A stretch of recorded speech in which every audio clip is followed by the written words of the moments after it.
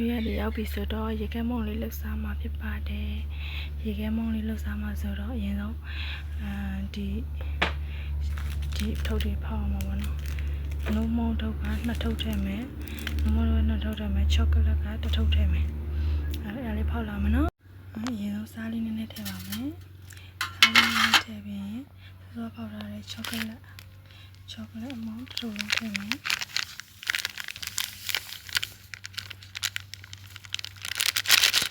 1ထုတ်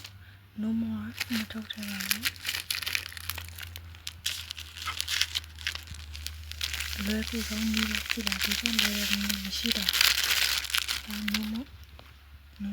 တော့မတော်တော့ပ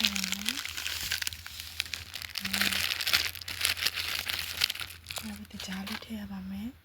နိုးစီကထည့်ကောင်းမလားမထည့်ကောင်းမလားစဉ်းစားမထည့်နေတော့ပါဘူးအရှို့ကြောက်ဒီကြားလေးပဲထည့်ပါမယ်တစ်စုံ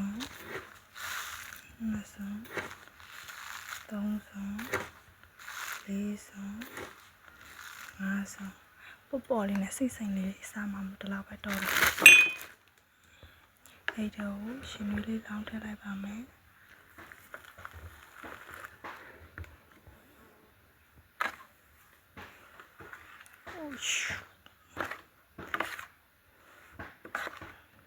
ရှင်လေးထည့်မှပြောမှာနော်ရှင်အေးတော့ထည့်လိုက်လို့ရှင်ဒီနိုးမုံနဲ့လုံးသွားမှာမရသေးဘူးရှင်နေနေတယ်ရှင်နေနဲ့ထည့်မယ်အရှိ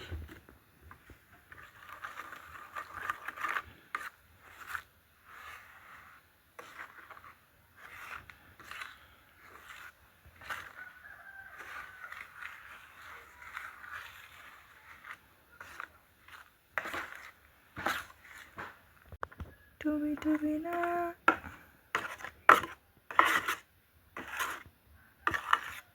ကိုယ်မှာဘလို့စားရှာမစိုးတော့ကောင်းနေမပြောသေးဘူးတွေ့လားရေကနေရေများတယ်မကောင်းဒါဘာမှထည့်ကြမလို့နော်နိုးမုံနဲ့မရှိရှော့ကလက်မုံဒါပဲကြားနဲ့စားလေးနဲ့ထည့်